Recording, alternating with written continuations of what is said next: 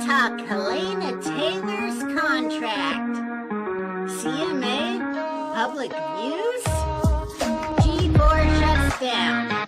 McDonald's has a tracer skin. And Spiderman 2 coming in 2023. Extra, hear all about it.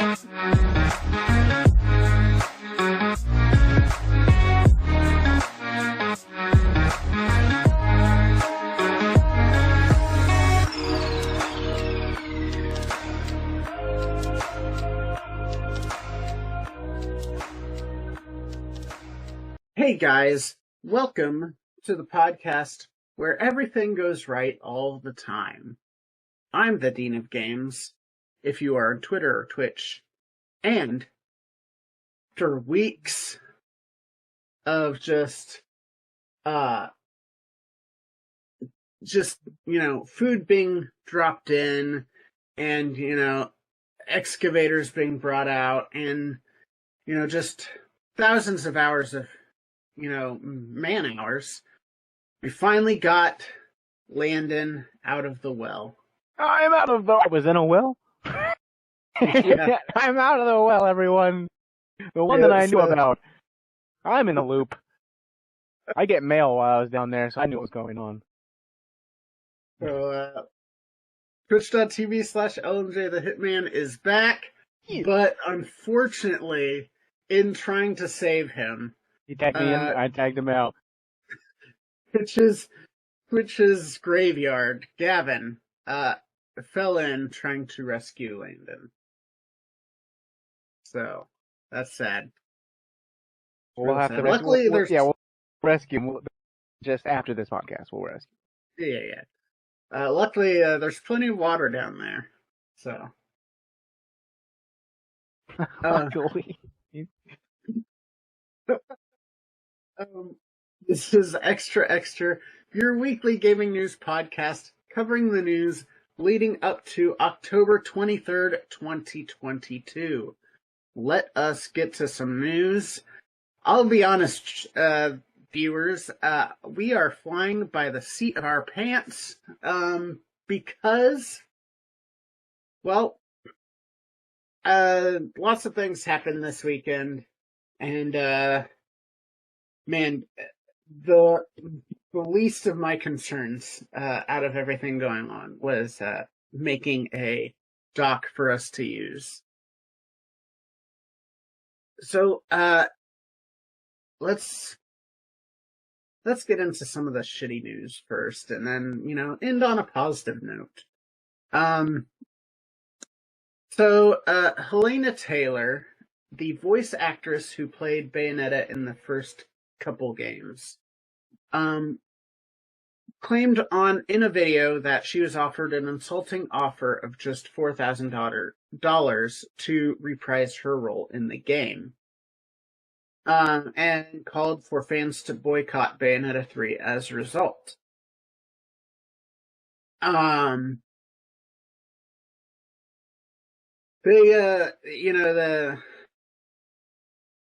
Then the voice actress that replaced her came out with a statement, and now there are sources that are disputing the claims that she received that offer, saying that it was $3,000 to $4,000 per session over the course of 4 sessions. And then she also wanted to have royalties and so forth for the game. Listen, maybe there was some sort of communication or something. And she thought it was 4,000. It was 4,000 per session. Even if it was 4,000 per session, I feel like it being a Nintendo exclusive title, it being the third entry. I don't really know how money works for these things, but yeah, it is a pretty big title. I mean, I feel like Bayonetta 2 did a pretty good job for being exclusive on the Wii U, and I mean, now it's on the Switch. That's how I played it. I played Bayonetta 1 and 2 through the Switch remake they did, or Yeah. remaster. But I don't know. I feel like if you're going to be in a third title for an exclusive Nintendo first-party property, I don't know. I'd want some more money than that.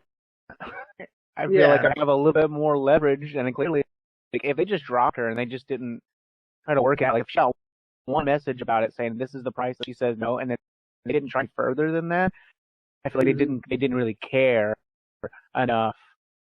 Yeah. To me, like, I mean, yeah, they could have also spoke out and said, "Hey, we wanted her. We tried." Like, I mean, how badly did they really want her in there? Yeah, that's the thing. We don't know. We don't know how things were behind the scenes. We don't know how the communication was. We're just going based off of the reports, obviously. Yeah, voice actors and actresses in general just don't get paid enough. That's just the unfortunate truth.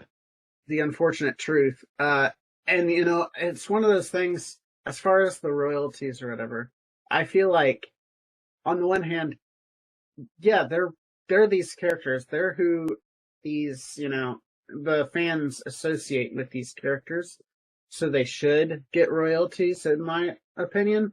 But then you have situations like a few years ago with Vic Mignogna, and it's like, well, if he had the royalties for all those characters, like, then all his shitty actions would just be, you know, he would still be getting paid for his work even after all those shitty actions. Right. Like, so it's one of those, when you know, you lose no matter what, but I feel like that's who fans associate with, so they should at least, even if it's not a high percentage, get something for the sales, you know? Yes. I agree. I mean, I feel like Bayonetta is iconic and on its way to be even more iconic now that Nintendo, now that Nintendo owned it, they're not going to just let it go. Yeah. One would hope they, especially with it being through Platinum Games, that it makes the games. Platinum Games are great. I like Platinum Games, and I would hate for them to get this bad rep. Like, I'm sure there was just some sort of, like you said, we don't know, but miscommunication, or it's not the whole. I don't want to blame the whole studio. I really like Platinum Games. I hate to blame the whole studio for this one mishap. I'm not calling a little mishap, but this one mishap. Yeah, the studio itself I like. However, this is not the first time Hideki Kamiya, is that his name? The guy that's over the CEO of Platinum. Yes, yeah. It's not the first time he's been involved in some controversy either. So the studio I like. The guy in charge. Fuck rich people. Yeah. Oh boy. So, UK regulators are asking members of the public to share their views on the Xbox Activision deal. You know, the Competitions and Market Authority is what they're called. And they published their issue statement listing its theories of harm.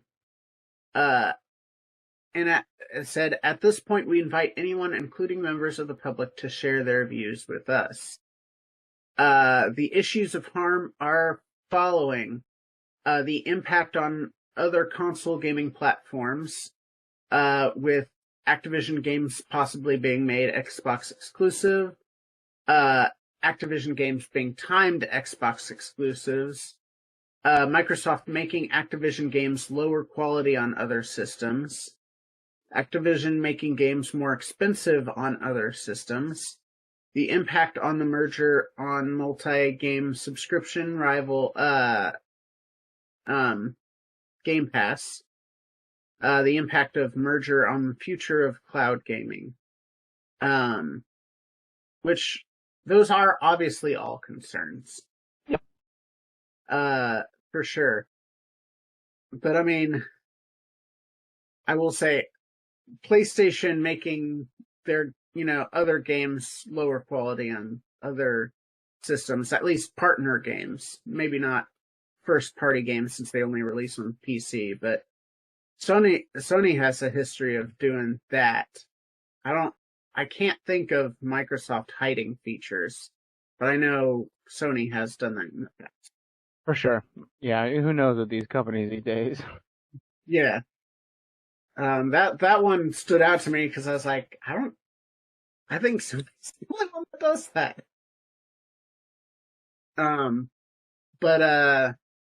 Yeah.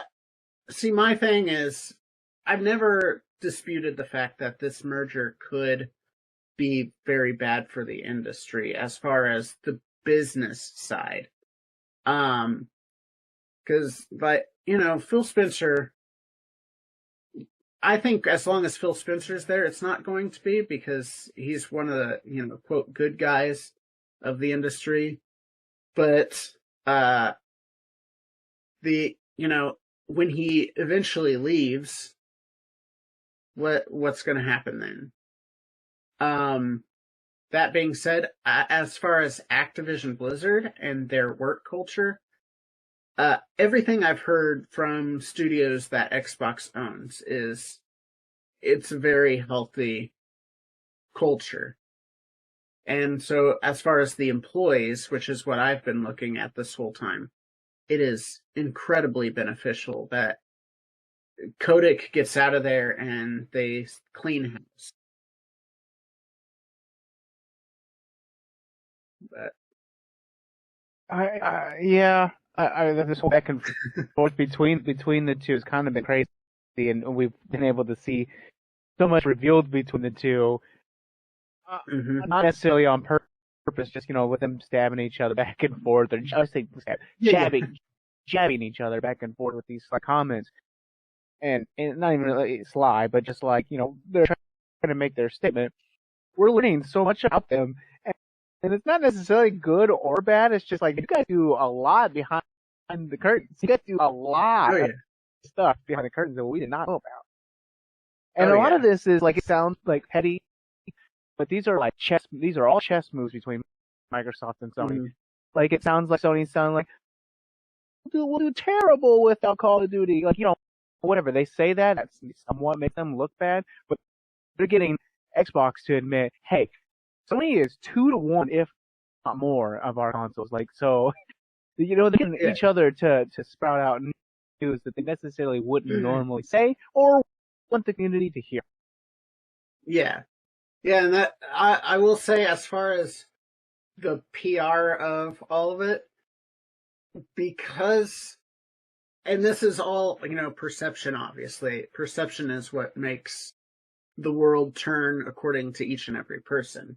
But the perception, because Sony's on the attack, because Sony's the one that has to be on the attack, because otherwise the deal just goes through without any hitch. With Sony being on the attack, it makes Sony look so much worse on the, the general consumer perception side of things. Oh, for sure. And Microsoft just being on the defense, it's yeah, woo! But, at the end of the day, for me, the business side will take care of itself, in my opinion. The business side will take care of itself.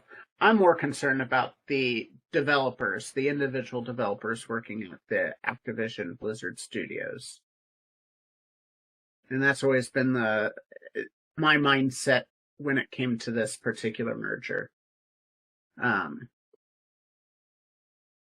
Speaking of, oh boy, speaking of individual employees, G4 is shutting down less than a year after they launched. No, the medical revival shortly ended after its very brief presence back to life. Yeah. It was November 16th. It went flatline right back away. Yeah. Back to the ether. Because G4. Super unfortunate. Super, super unfortunate. I'm sure Ancestor's doing fine, but super unfortunate. Oh yeah. No, I went to his profile to see what he had to say about the whole thing, and I noticed in the description of his Twitter profile, the description says "woke, still not broke," and I was like, "Yeah." That was hilarious. But yeah, they launched November 16th, and the news broke October 16th, so literally 11 months after they launched. So I just mentioned Adam Sessler's description talking about woke. I have a few things to say. All right. Are you awoke? Yeah, I'm awoke. I'm awoke. With Rooster Teeth also went through some shit this weekend. And while there was a lot of people supporting the people that were hurt through Rooster Teeth, I did see some folks talking about cancel culture. So let me go on this little rant, all right? Here we go. What Rooster Teeth did and the backlash they're getting, that is not cancel culture. They had a culture of people being called slurs on video and off video. They had people, when people would report to HR would tell them, "You're too nice to work here. You should find another job." There's people not getting paid. They weren't paying people in some cases. Like, we talk about voice actors and actresses. Apparently, in the voice acting community, Rooster Teeth's considered a laughingstock because of how they treat voice actors and voice actresses. Like, there's a lot of shit that they should be punished on, or not, just criticized about. Yeah. That is not cancel culture. That is, they did a bad thing, the bad thing's being called out. The G4, the same people that are crowing cancel culture about Rooster Teeth, they are at the same time celebrating G4 being shut down, because at one point one of the hosts went on a rant about how women are on the channel and just in general are treated in gaming. She mentioned, that people were talking about how she's not as fappable as previous hosts. And, she flat out said, if you want to masturbate to hosts, go somewhere else. And talked about that kind of ideal that permeates through gaming, that toxic thoughts about women and how it permeates through gaming. And people have been celebrating. They celebrated the layoffs that happened a few months ago, and they're celebrating the channel going down because she said this. That is not a punishable thing. That is very much something that we need to work on in general in gaming. And you're not celebrating her losing her job. You're celebrating everyone losing their job. That is not that is cancel culture, not with the Rooster Teeth. And I can understand. I agree, by the way. I definitely agree with all of this, for sure. Yeah. I can understand if you were to talk about what she did when the first layoffs happened. That was really shitty. I could see you calling out her for that. When the first round of layoffs happened with G4, she posted a photo of a snake with sunglasses smoking a doobie, and it said, "I survived." This was minutes after the layoffs were announced. That's a shitty thing to do. That you can call her out on. The rant about how the community needs to work on the toxicity, that's not that's not something to call her out on. That's absolutely true. My wife, she plays First Class Trouble and several other multiplayer games. And she was in a lobby, and she said hi to everyone that was in the lobby before the game started, and they go, "Oh, are you a girl?" And she goes, "Yeah." And they're like, "Oh, we don't allow girls to play with us. We want someone good," and kicked her out of the lobby. Oh. That absolutely is in the community. That's something we need to stop. So, for all those that are crying cancel culture and celebrating G4, I want you to look in the mirror. And I want you to think about whether or not this is actually what you should be doing with your life. Or you're spending your time on the wrong things. Yeah. Wasting your breath, energy on the wrong things. And let me say, if you look in the mirror and you're like, no, I'm right, maybe this isn't the podcast for you. Just throwing that out there, because we're going to keep calling you out for your toxic behavior. But as far as just G4 in general, it was an experiment, right? It was very experimental what they were doing, broadcasting on both Twitch and television cable, I did see a thing on Yahoo that's like, yeah, they closed because they only got 1,000 viewers per day on cable, and it's like, that's because no one has cable anymore, except old people.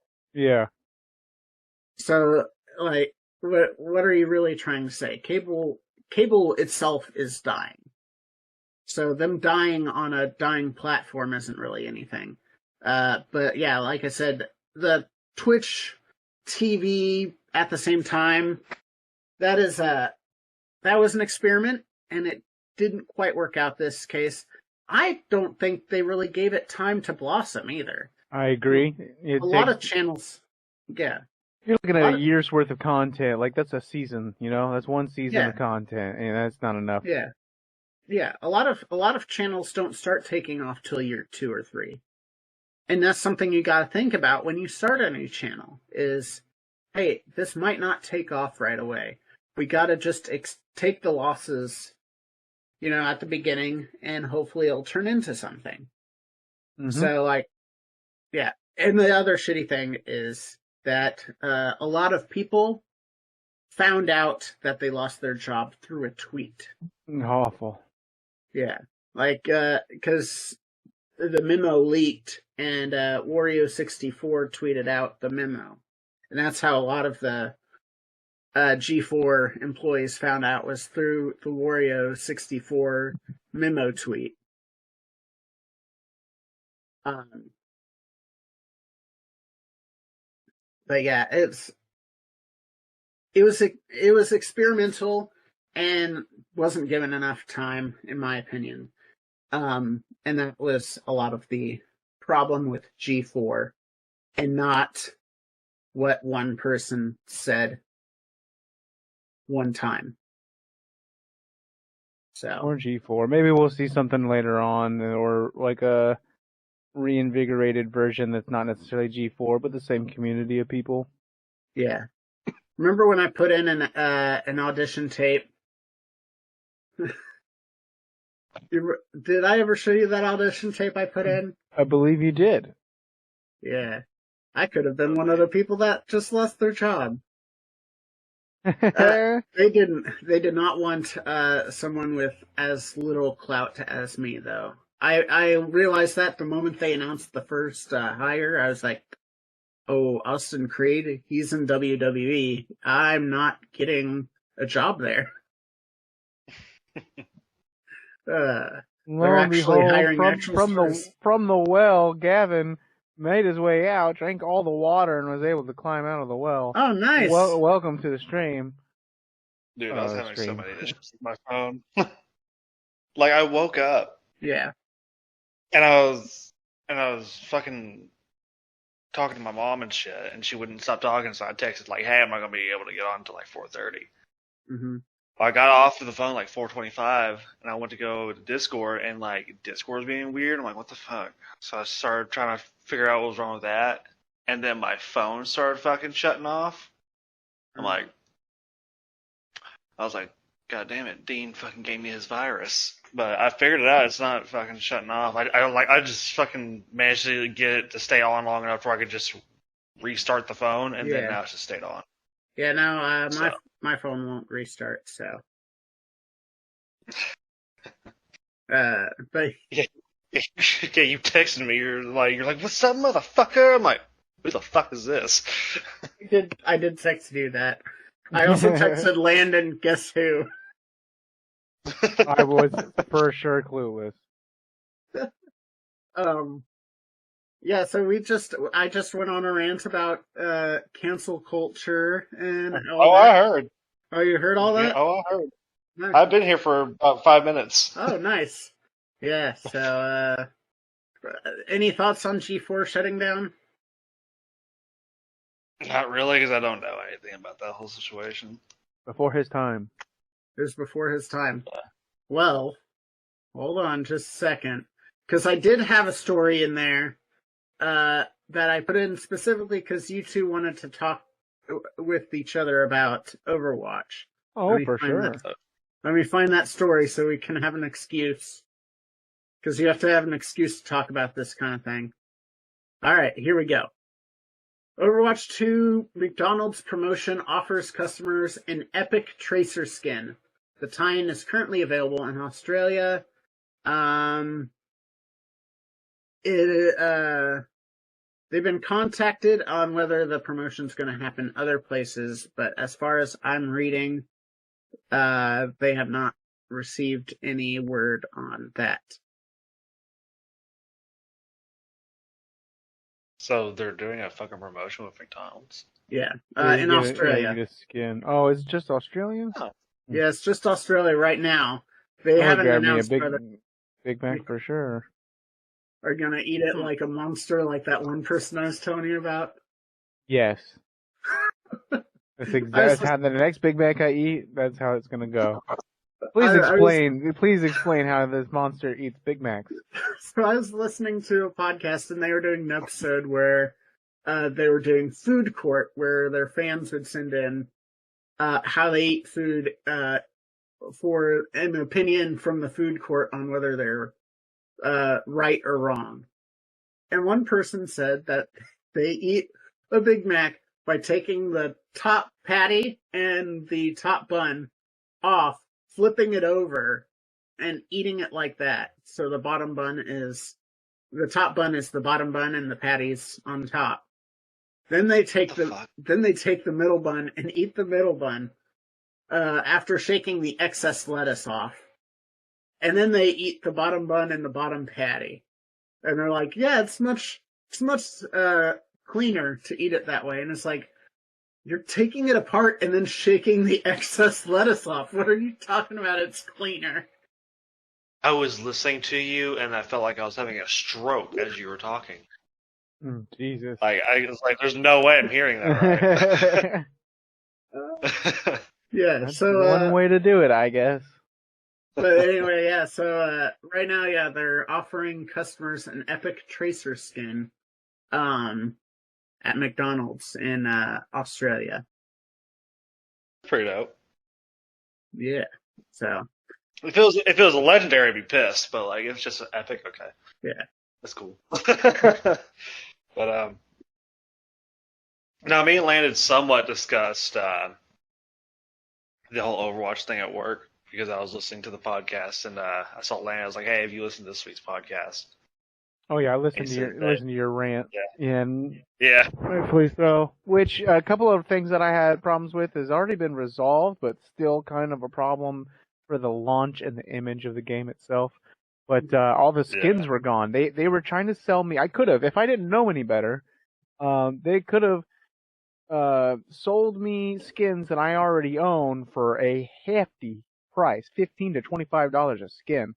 And a lot of my skins that I spent microtransactions were gone. They're just not there. So I was like, they're going to make me rebuy the stuff I already spent money on. I can't even go back to the original Overwatch to play as with those skins that I spent money on. So, but it's resolved now. So it allowed you to merge your account. But still, the day one launch, not very epic. Like, that's not how you make a name for yourself or start strong. Like, you don't want to start on a wrong foot for such a huge game and a huge company, like especially with the market right now. You got Call of Duty right around the corner. You got Apex and all kinds of other free to play games. Obviously, Fortnite is you to compete with. I just don't want to see another Halo. I think Overwatch also needs more than just what they got right now to keep people coming in. Yeah, well, I mean, on the flip side, though, like, watch, Call of Duty is going to have some major fucking problem with it when it launches. Apex got a new season coming up. It's going to have some major fucking problems with it when it launches. And Apex has been releasing seasons for fucking 2 years now. Yeah, but Overwatch got delayed a year, and the reason they delayed it is like, well, we want to release a campaign with it, and then it gets pushed back a year, and then we don't even get the campaign. And now it's we don't even know. So I know it's a free to play game, so it's not too much of a complaint. Yeah. But I was kind of hoping for more of an impact, is all. Like, I didn't want to feel like I was playing. I'm playing on the same maps, except it's nighttime or daytime. There is a new game mode with the robot that goes back and forth. I do like a lot. I do like that game mode a lot. But for the most part, and I am enjoying the game, but I am enjoying Overwatch 1.5 because there's just new champions, same maps, same playstyle other than the 5v5 and 6v6. It's just more of the same. And it's not a negative because the game's still good. I just wanted that feeling of like I'm playing a new game. Yeah. Well, like you mentioned how like it got pushed back a year and all that. Like when they told us that they're gonna be making a campaign and it's gonna be released at this time, and they got pushed back a year. I didn't look at it as like I was hearing from a AAA game company. I was like, I'm hearing it from Blizzard. I'm gonna take that with a grain of salt. You know what I mean? Like I do the same thing when like I hear anything from Bethesda, I take it with a grain of salt. I'm like, I fucking whatever. We'll see. But and I will say, and like I mentioned last time, the only reason why Overwatch 2 is even a thing right now, is even released right now, is because of all the people complaining about it not being released yet. Yeah. That's probably going to get more ill will to not release it than ill will of holding it even further back. Yeah. Which it's better than they already have a season pass and content and stuff. Like, they're doing a better job than Halo did on it. But at least Halo was like had a good launch, but fell flat right after. I don't know what it is, but I could, because I used to play Overwatch 2 or Overwatch 1. And I played it for I think 8 or 9 months, and then I just could not touch the game anymore. I couldn't do it. I could not put myself through that. And then I always tried going back to it, but I just never could. There was just something about it that was just so fucking bad to me. And then Overwatch 2 comes out, and I have no issues with the game anymore. I'm having a blast again, and I have no idea why. I don't know if it's because of the new game modes. I don't know if it's because legend changes. I don't know if it's because of the fact that it's 5v5 instead of 6v6 now. But it feels better than it did before. Yeah, I think it definitely plays a bit more smooth. It's nothing because it is Overwatch 1. It's like 7 years of polish, what it feels like. Yeah. Yeah, well, I'd rather have game that was out for 7 years and is finally getting fully polished than get something that dies out within a year and was always shit. Yeah, for sure. But I like the game. I can't wait to see where it's at in a year.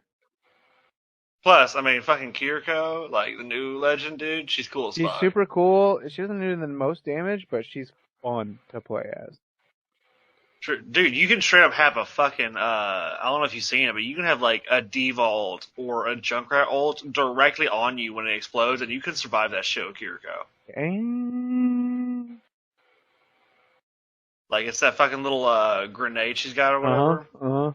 That you use that shit, like, maybe a split second before the shit explodes, and you'll survive that shit. I don't know exactly why or how, but it does work, and I'm like, there's no fucking.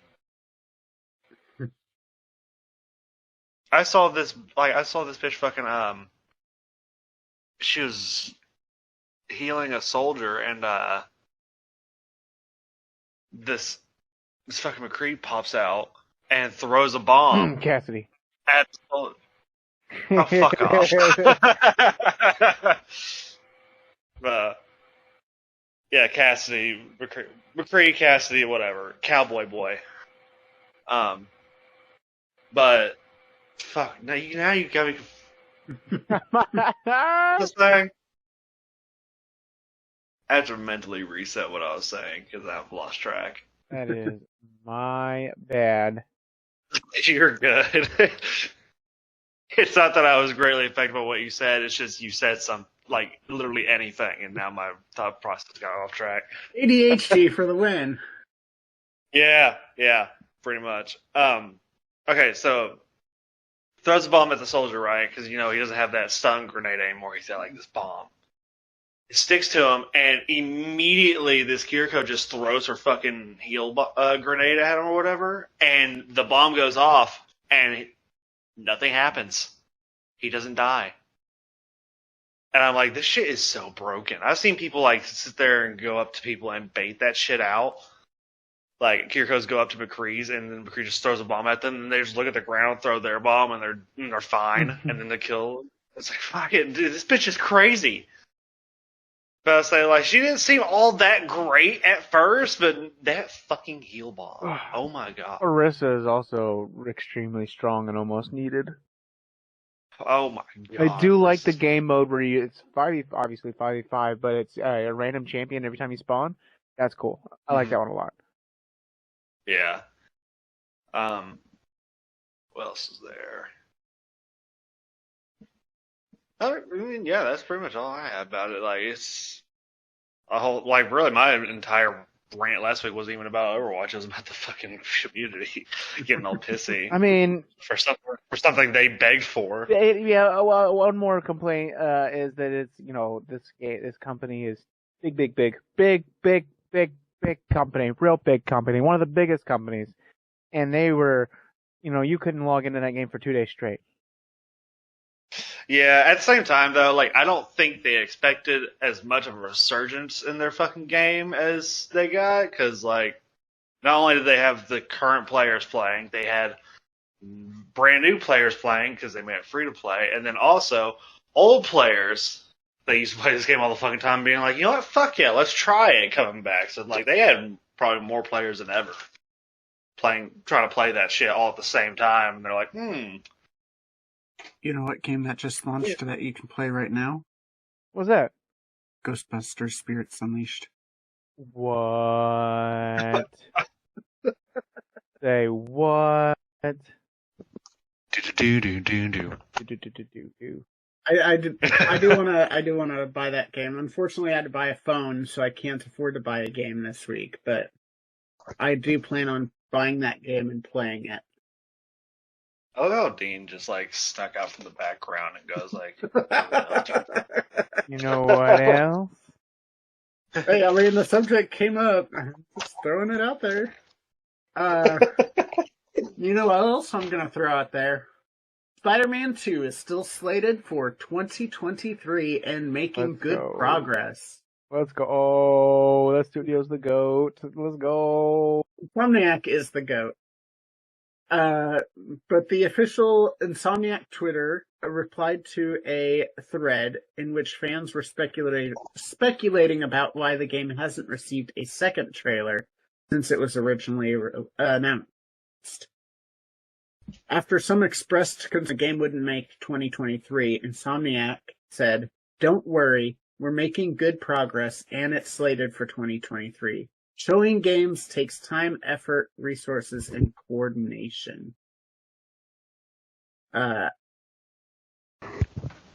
Developed, obviously, by Insomniac. It's coming exclusively to PS5 in 2023. The vice president creative at Marvel Games described it as everything you love about the first Spider-Man and Miles Morales, but more. Mm-hmm. I just watched, as I was reading that, I was watching the trailer, which is why I got distracted, because it's playing, it's embedded on the website. I forgot about the fucking Venom reveal at the end. Anyway, I don't want to reveal too much, but it's the next... right, he is in that game. Jesus, I was like, what are you talking about? Yeah. Venom. Yeah, he is in that game. Whoa. Yeah. I don't want to reveal too much, but it's the next big chapter. There are a lot of threads and a lot of characters that were in the first two games that you'll see here. Yeah, no, like I said, I was watching it as I was reading. I was like, I forgot all about this trailer, and then all of a sudden they're looking through an alleyway and just the Venom eyes, and then it goes back to black. Bro. And Craven, right? So yeah, but they're probably gonna have a couple Craven, different villains. I hope they do a thing where it's like, here's Craven, and there's this story, and then halfway through that was just like part of the story, and then you switch over to the main villain, which is obviously Venom. Or they could do so much with this next game. Sorry, I mean, I'll try not to nerd out too much.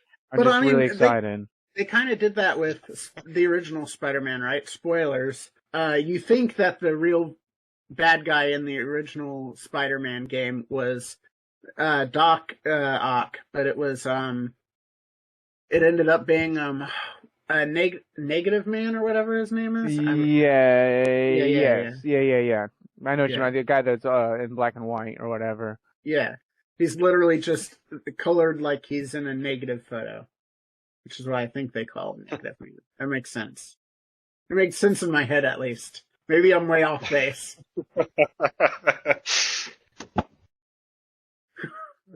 Anyway, very negative man. He was also a very negative man too. But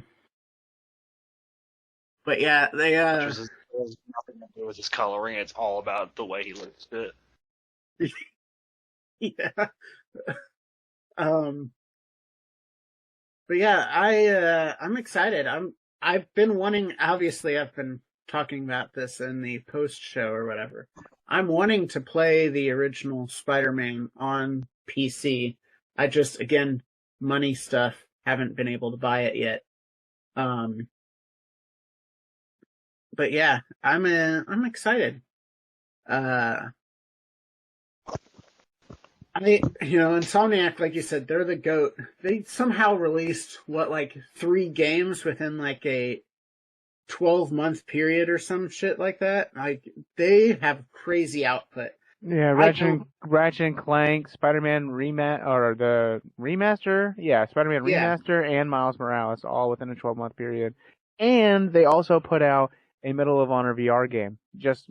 I mean, it's not necessarily within that 12-month period, but it's very close.